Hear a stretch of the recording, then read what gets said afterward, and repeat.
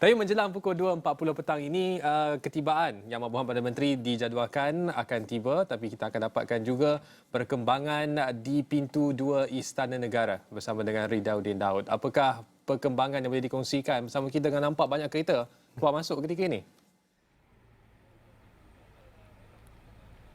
Baik, terima kasih rakan tugas di Pusat Penyiaran Asia. Ya, benar, memang ada banyak sebenarnya kenderaan yang sudah masuk. Saya fikir sudah pun lebih 20 kenderaan yang sudah memasuki pintu 2 Istana Negara hari ini bagi menghadiri istiadat pengurniaan surat cara pelantikan dan istiadat mengangkat sumpah jawatan dan setia serta sumpah simpan rahsia melibatkan menteri-menteri seramai, kalau diikutkan apa yang diumumkan semalam, seramai 28 menteri yang akan mengangkat sumpah pada hari ini. Pergerakan sebenarnya ada banyak, namun memandangkan semuanya ramai tidak membuka tingkap, jadi dengan tingkap gelap dan sebagainya kami tidak dapat mengenal pasti siapakah yang berada di dalam sana. Namun ada beberapa wajah yang sempat ataupun saya sempat lihat yang mereka sempat membuka tingkap dan ada juga yang melambai kepada media. Antara yang terbesar adalah pertamanya adalah Panglima Angkatan Tentera Malaysia Tan Sri Afridi Buang yang tiba pada jam 2.15 tengah hari tadi, petang tadi, dan kemudian juga pada 2 minit selepas itu ada ketibaan Premier Sarawak Tan Sri Abang Johari Abang Openg, walaupun kedua-duanya tidak membukakan tingkap, namun melihat kepada kenderaan dan juga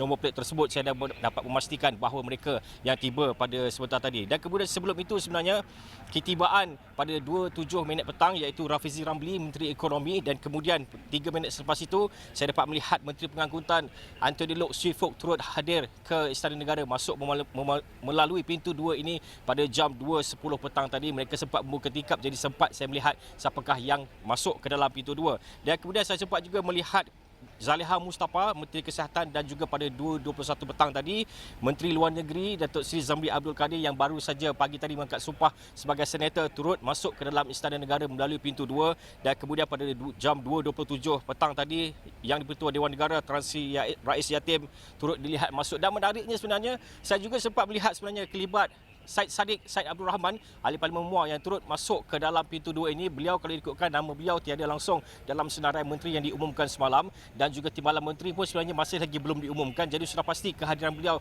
sedikit sebanyak menimbulkan pertanyaan di kalangan kami di pengamal media di sini yang sudah pun berkampung di sini sejak jam 2 malah lebih awal tadi, menimbulkan sedikit persoalan. Namun semuanya pasti akan, biasanya Syed Saddiq memang aktif di sosial media, mungkin beliau akan memaklumkan apakah tujuan ataupun sebab keberadaan beliau di Istana Negara pada hari ini. Dan sebenarnya kalau mungkin kita kameraman boleh kita melihat sedikit suasana di sini, sebenarnya hari ini sebenarnya tidaklah begitu ramai media seperti mana hari-hari sebelum ini. Kalau dilihat saya fikir mungkin lebih 40-50 atau mungkin sampai ke 100 media.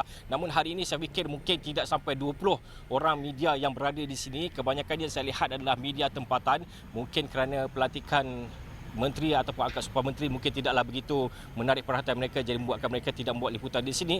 Namun kita anda boleh lihat di sini anggota polis juga sudah pun berkumpul di sini, berkawal di sini sejak dari jam 1 tengah hari tadi membawa ke sekarang masih lagi berkawal. Dan seperti anda boleh lihat di sinilah tempat menteri-menteri akan datang, singgah dulu sebelum masuk. Dan seperti anda lihat juga agak sukar untuk mengenal pasti mereka kerana kebanyakannya adalah muka-muka baharu, muka-muka yang tidak biasa kita kenal, tidak biasa kita lihat.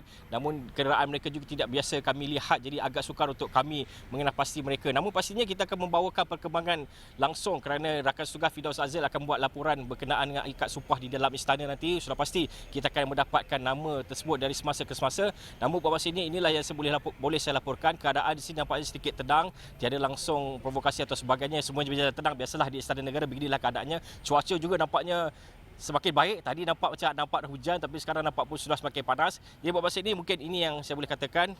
Timbalan Perdana Menteri juga saya fikirkan mungkin sudah pun tiba, kerana kalau dilihatkan kepada eskort dan juga kenderaan yang hadir tadi, saya fikir sudah kedua-dua Timbalan Perdana Menteri Datuk Seri Dr. Ahmad Zaid Hamidi dan juga Datuk Seri Fadilah Yusof, kalau mengikutkan pada maklumat yang kami terima, mungkin sudah pun masuk ke dalam. Namun pastinya saya akan membawakan laporan dari semasa ke semasa dan saya akan sahihkan maklumat-maklumat ini, kerana sekarang ini yang boleh saya nampak hanyalah beberapa orang. Saya akan cuba dapatkan maklumat-maklumat mungkin daripada petugas-petugas di sini untuk bawakan kepada anda. Teruskan bersama dengan kami kerana saya akan terus berada di pintu 2 Istana Negara ini untuk membawakan perkembangan dari semasa ke semasa. Buat masa ini, kembali dulu pada rakan setugas.